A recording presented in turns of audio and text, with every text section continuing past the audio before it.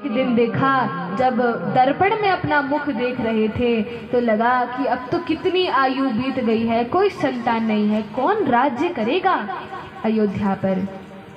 बड़े चिंतित होकर अपने गुरु वशिष्ठ के पास गए और वशिष्ठ जी से कहा, गुरुदेव आपकी कृपा से, भगवान की कृपा से सब कुछ है, महल है, रानियां हैं, धन संपत्ति है, ऐश्वर्य है, सुख है, लेकिन पुत्र की कमी नहीं, पुत्र की कमी है, पुत्र नहीं है। आप बताइए क्या करना चाहिए। तब कहा कि महाराज आप पुत्रेष्ठ यज्ञ करें, आपको पुत्र की प्राप्ति होगी। अच्छा, कौन यज्ञाचार बनेगा। तब कहा आपकी बेटी शांता के जो पति हैं ऋष्यशृंग मुनि हैं, वे ही यज्ञ करवाएंगे। उन्हीं ने यज्ञ करवाया था दशरथ जी का, और तब यज्ञ में यज्ञ देवता प्रकट हुए, खीर का, पायस का पात्र लेकर जब प्रकट होते हैं, तीनों रानियों ने विभाजित कर लिया, अलग अलग भाग ले लिया, और कुछ ही समय के बाद, कुछ ही दिनों के बाद, कुछ महीनों के बाद भगवान कृपा करते हैं, देवता जाकर प्रार्थना करते हैं, भगवान असुरों का भय, असुरों का हाहाकार इस पृथ्वी पर बढ़ता जा रहा है, आप कृपा करें और शीघ्र ही दशरथ महाराज के यहाँ पर प्रकट हो। भगवान ने कहा चिंता मत करो, हम शीघ्र ही प्रकट होंगे, और तुम लोग हमारे संगी साथी बनने के लिए, जब हम रामलीला करेंगे तो उसमें हमारे सहायक बनने के लिए अलग अलग रूपों में पहले ही पृथ्वी पर जाकर जन्म ले लो। तब ये देवता, ये ऋषि मुनि ही वानर का रूप धारण करके, वानर सेना का रूप धारण करके, और अलग अलग स्थानों पर, कोई गुह बन के, कोई सुग्रीव बन के, हनुमान जी आदि रूपों में ये सभी देवी देवता पृथ्वी पर प्रकट हो जाते हैं। और तब जब सुंदर घड़ी आती है, सुंदर शुभ नक्षत्र आता है, नवमी की तिथि है, मधुमास है, सारे सुंदर शुभ लक्षण हैं, मुहूर्त हैं, नक्षत्र हैं, सुंदर स्थिति है, दिन का समय है, 12 बजे हैं दिन के, और चैत्र का मास है। भगवान श्री रामचंद्र निश्चय करते हैं हम अभी ही प्रकट होंगे। देवताओं से कहा जाइए प्रबंध कीजिए, हम प्रकट होने वाले हैं। और भगवान की इस प्रार्थना का स्मरण करते हुए हम श्री रामचंद्र का स्मरण करते हैं। बोले श्री रामचंद्र भगवान की जय। अयोध्या में भगवान का प्रागट्य होता है और अयोध्यावासी बड़े प्रसन्न होकर भगवान की स्तुति करते हैं। भय प्रगट कृपाला, दीन दयाला, कौसल्या हितकारी, हर्षित महतारी, मुनि मनहारी, अद्भुत रूप बिहारी, लोचन अभिरामा, तनु घन श्यामा, निज आयुध भुज चारी, उदयन वन माला, नयन विशाला, कहती कर जोरी, स्तुति तोरी, यही विधि करऊं अनंता, माया गुण ज्ञानातीत रमाना, वेद पुराण वनंता, करुणा सुख सागर, सब गुण आगर, यही गावहि श्रुति संता, माया गुण ज्ञानातीत हित लागे, जन अनुरागी, प्रगट भय श्री घनता, ब्रह्मांड निगाया, निर्मित माया, रोम रोम तद्वेद कहे, ममोर तो बाती है उपयागी, सुनत वीर मति दिल न करे, उपजा जब ज्ञाना, प्रभु से गाना, चरित बहुत विधि कीन कहे, कई घटा सुहाई मातु बुझाई, यही प्रकार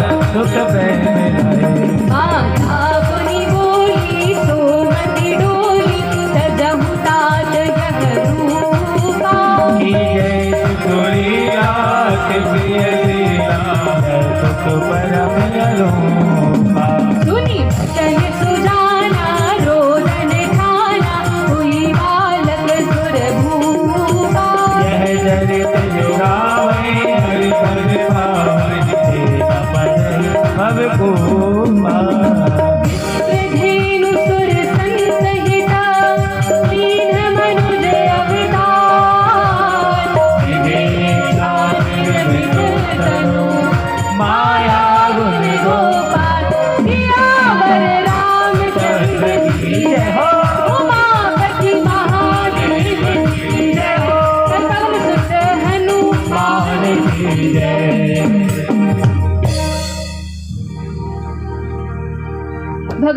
प्राकट्य अयोध्या में होता है, सभी अयोध्यावासी बड़े प्रसन्न होते हैं। प्रसन्नता की लहर पूरे अवध में छा जाती है।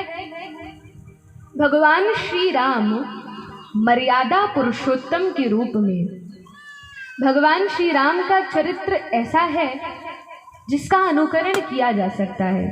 भगवान ने जो किया वो हम कर सकते हैं, लेकिन भगवान श्री कृष्णचंद्र ये लीला पुरुषोत्तम है। भगवान कृष्ण ने जो किया है वो हम कर नहीं सकते। भगवान ने गोवर्धन उठाया, हम नहीं उठा सकते। भगवान रासलीला करते हैं, हम रासलीला नहीं कर सकते। लेकिन भगवान कृष्ण जो उपदेश देते हैं वह किया जा सकता है। लेकिन भगवान श्री राम का चरित्र इस प्रकार है कि वे जो उपदेश देते हैं, जो शिक्षा देते हैं, उसका भी पालन कर सकते हैं। और भगवान श्री रामचंद्र जो करते हैं उसका भी अनुकरण हम कर सकते हैं। जैसा उन्होंने किया वैसा हम कर भी सकते हैं।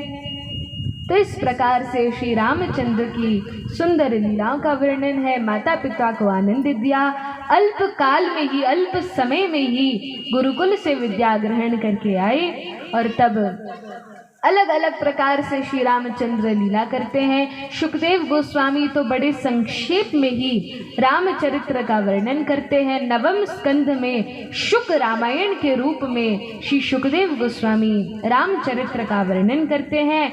आगे वर्णन आता है कि यदुवंश का बड़े ही विस्तार से वर्णन किया, अलग अलग राजाओं का। रामचंद्र के चरित्र के पश्चात नवम स्कंध में, भागवत में 12 स्कंध हैं। कितने स्कंध हैं? कितने स्कंध हैं? भागवत में 12 स्कंध हैं और इन 12 स्कंधों में दशम स्कंध में भगवान कृष्णचंद्र की लीला का वर्णन है। लेकिन दशम स्कंध में प्रवेश करने से पहले भगवान कृष्ण की लीलाओं को सुनने के, श्रवण करने के पहले अपने हृदय को निर्मल करना, स्वच्छ करना अति आवश्यक है। इसलिए 9 स्कंधों में अलग अलग लीलाओं का, अलग अलग कहानियों का, कथाओं का, चरित्र का वर्णन है, ताकि मनुष्य इतना अधिकारी बन पाए कि भगवान कृष्ण के चरित्र का श्रवण करे। तो नवम स्कंध में विस्तार से रघुवंश का वर्णन है और पश्चात बहुत विस्तार से यदुवंश का।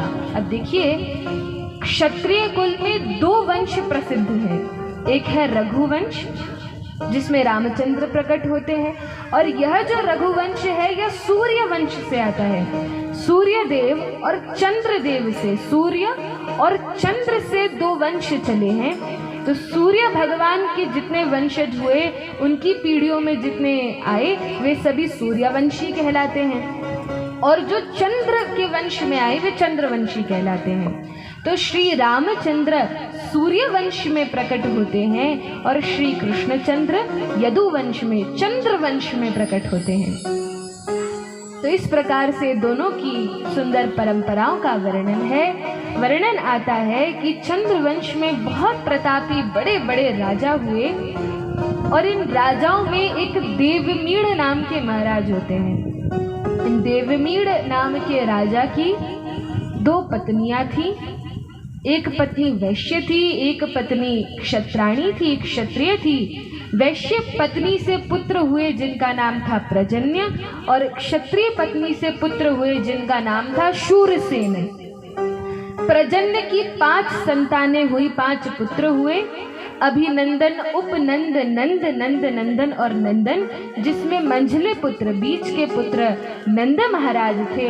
और क्षत्रिय पत्नी के पुत्र शूरसेन के एक पुत्र हुए जिनका नाम था वसुदेव जी। तो वसुदेव और नंद महाराज ये भाई ही लगते थे, एक ही वंश के, यदुवंश के ही थे।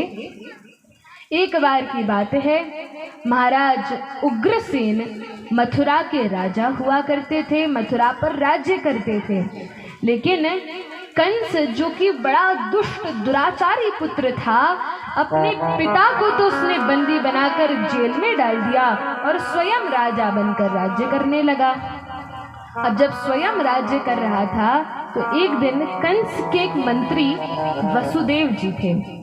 तो ये वसुदेव जी बड़े सदाचारी, भगवान के भक्त, बड़े सज्जन सभ्य ये पुरुष थे। और कंस अपनी बहन, अपनी चचेरी बहन, कंस के चाचा थे देवक, उनके पिता उग्रसेन, उनके छोटे भाई थे देवक, और देवक की पुत्री का नाम था देवकी। तो कंस अपनी चचेरी बहन देवकी से बड़ा प्रेम करता था। कोई सगी बहन नहीं थी, अपनी बहन के ही समान उसको मानता था, बहुत प्रेम करता था।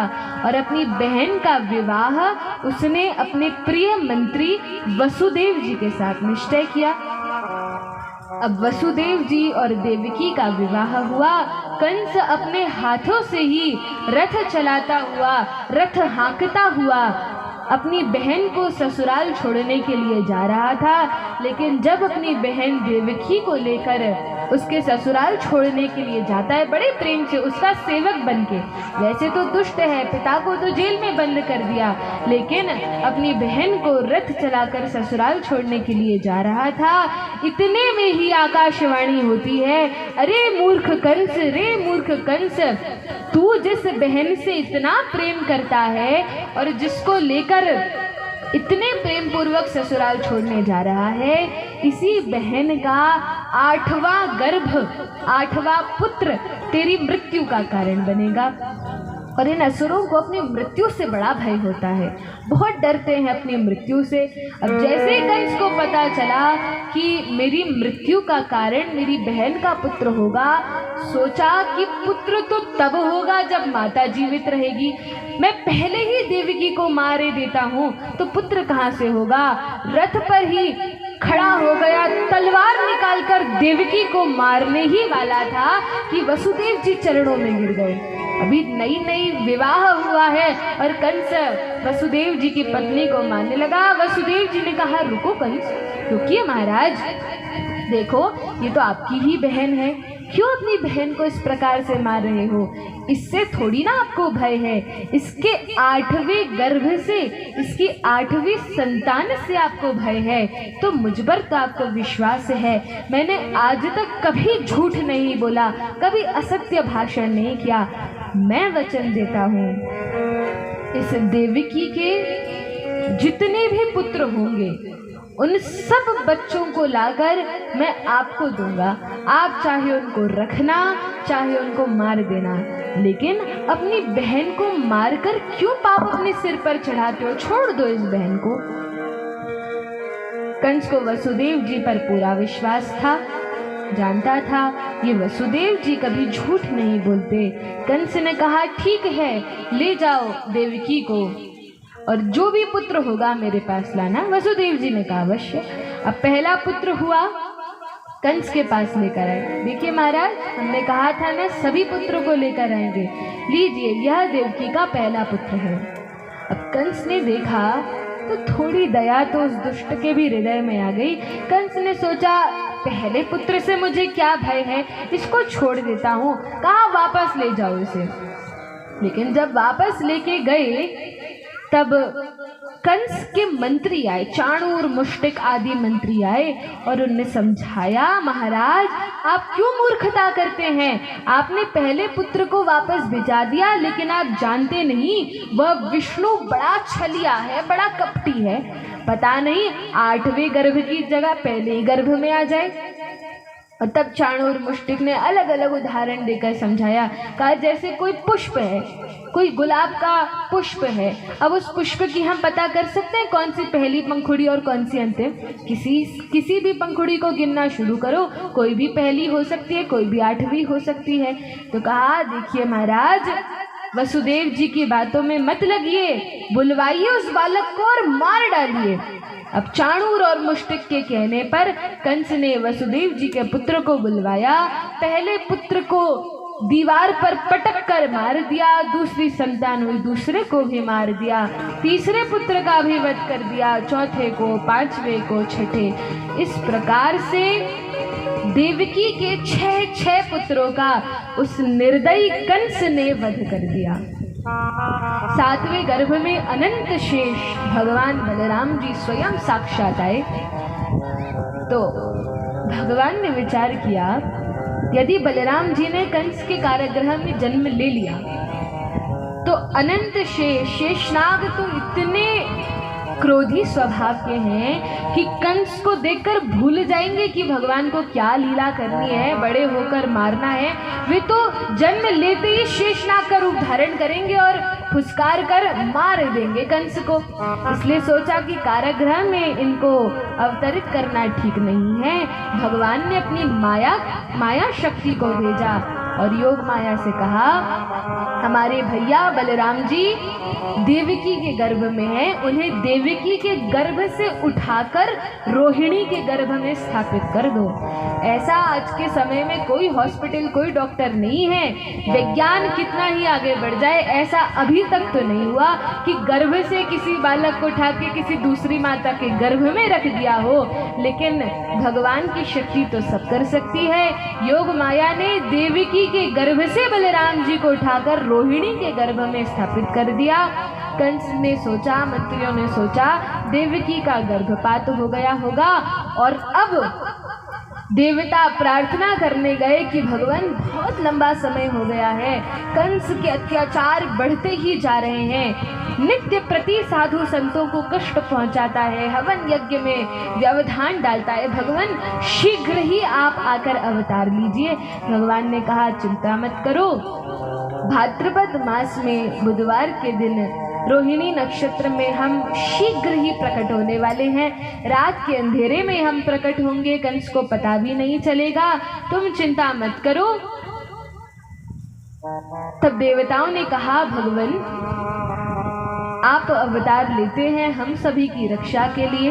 विप्र धेनु सुर संतहिता, विप्र अर्थात जो शुद्ध ब्राह्मण हैं, भगवान की भक्ति में लगे हैं, उनकी रक्षा के लिए, धेनु अर्थात गाय की रक्षा के लिए, सुर अर्थात देवताओं की रक्षा के लिए और संत इनकी रक्षा के लिए भगवान अलग अलग युगों में प्रकट होते हैं। गीता में तो भगवान स्वयं ही कहते हैं, यदा यदा हि धर्मस्य ग्लानिर्भवति भारत अभ्युत्थानम धर्मस्य तदात्मानं सृजाम्यहम्। जब जब धर्म का पतन होता है, घटन होता है, अधर्म की प्रधानता होती है, तब तब मैं इस पृथ्वी पर प्रकट होता हूँ। लेकिन संत बताते हैं, वैष्णव बताते हैं कि भगवान के अवतार लेने का प्रमुख कारण केवल धर्म की स्थापना नहीं है। यदि धर्म की ही स्थापना करनी हो तो भगवान तो अलग अलग ऋषियों को, संत महात्माओं को भेज सकते हैं और वे धर्म की स्थापना कर सकते हैं। फिर क्या कारण है? तो कहा, शायद परित्राणाय साधूनां विनाशाय च दुष्कृतां धर्म संस्थापनार्थाय संभवामि युगे युगे। शायद भगवान इसलिए प्रकट होते हैं कि साधुओं की रक्षा करनी हो। तब कहा, अरे साधु संतों की ही रक्षा करनी है तो भगवान अपने सुदर्शन चक्र को भेज सकते हैं रक्षा के लिए, हनुमान जी को भेज सकते हैं रक्षा करने के लिए, भगवान को स्वयं आने की क्या आवश्यकता है? तब कहा, नहीं नहीं, दुष्टों के विनाश के लिए भगवान प्रकट होते हैं। कहा, नहीं, यह भी मुख्य कारण नहीं है, क्योंकि यदि दुष्टों का ही विनाश करना है तो भगवान तो सबके हृदय में ही बैठे हैं। एक हार्ट अटैक दे दें और सभी दुष्टों का विनाश हो जाए, सभी असुर अपने आप मर जाएं, तो यह भी भगवान के अवतरण का मुख्य कारण नहीं है। तब कहा, फिर क्या कारण है? भगवान क्यों प्रकट होते हैं? तो कहा, भगवान के प्रकट होने का मुख्य कारण है कि भगवान के जो प्रेमी भक्त हैं, जो उनके बिना नहीं रह सकते, जो गोपियां हैं, जो नंद बाबा यशोदा मैया हैं, जो इतना प्रेम करते हैं, उद्धव जैसे, विदुर जैसे भक्तों के लिए भगवान प्रकट होते हैं। भगवान अपनी इच्छा से, अपने संकल्प से इन्हें प्रसन्न नहीं कर सकते। इन्हें प्रसन्न करने के लिए तो भगवान को अवतार लेना ही पड़ेगा, इनके साथ लीलाएं करनी पड़ेंगी, इनके साथ खेलना पड़ेगा, आनंद करना पड़ेगा, तब इन भक्तों को संतुष्टि होगी।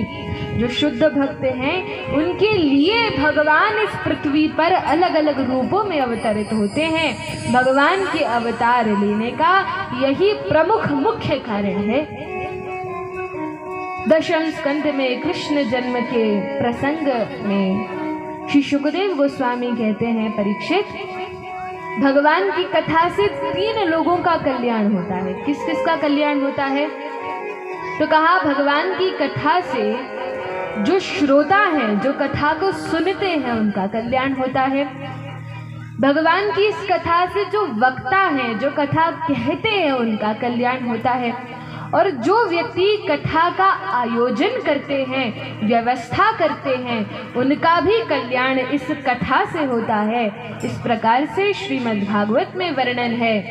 और तब पृथ्वी देवी देवताओं के पास जाती हैं और देवता पृथ्वी देवी को, अब पृथ्वी देवी स्वर्ग में गौ माता के रूप में है, तो गौ माता का रूप धारण करके पृथ्वी देवी ब्रह्मा जी के पास जाती हैं और ब्रह्मा जी सभी देवी देवताओं को लेके वैकुंठ में भगवान के पास प्रार्थना करने के लिए जाते हैं। दर्शन तो भगवान के हुए नहीं, लेकिन भगवान ने कहा चिंता मत करो, हम शीघ्र ही अवतार लेने वाले हैं। और तब सुंदर नक्षत्र में, सुंदर स्थिति में भगवान ने संकल्प पूर्वक कंस के कारागृह में भगवान प्रकट हो जाते हैं। बोलिए वृंदावन बिहारी लाल की जय, बाल कृष्ण भगवान की जय। अब जैसे ही मथुरा के कारागृह में, कंस के कारागृह में भगवान का प्राकट्य हुआ, भगवान का जन्म हुआ, तब वसुदेव जी को संकेत मिल गया, आकाशवाणी हुई, वसुदेव जी आप तुरंत प्रभु को लेकर, तुरंत अपने बालक को लेकर अपने मित्र नंद महाराज के यहाँ छोड़कर आइए। और झमाझम तेज बारिश हो रही थी, वर्षा हो रही थी, यमुना जी में उफान आ रहा था, लेकिन अपने पुत्र की रक्षा करने के लिए वसुदेव जी एक टोकरी में भगवान कृष्ण को अपने सिर पर रखकर और चल पड़ते हैं, निकल पड़ते हैं, यमुना को लांघकर रात्रि के समय ही, आधी मध्य रात्रि में ही नंद महल में नंद महाराज के यहाँ पहुँच जाते हैं। और वहाँ जाने के बाद अपने पुत्र को, वासुदेव को, कृष्ण को तो वहाँ पर रख देते हैं, उनकी जो पुत्री है उसको उठाकर ले आते हैं। और यहाँ पर सभी देवी देवता बड़े प्रसन्न हैं, बधाइयाँ गा रहे हैं, स्वर्ग में भी दुंदुभी बज रही है, मृदंग ढोल करताल आदि बज रहे हैं, सभी बड़े प्रसन्न हैं। भगवान के भक्त, साधु संत सभी प्रसन्न हैं, भगवान का प्राकट्य हुआ है, भगवान ने जन्म लिया है। बोलिए भक्तवत्सल भगवान की जय हो।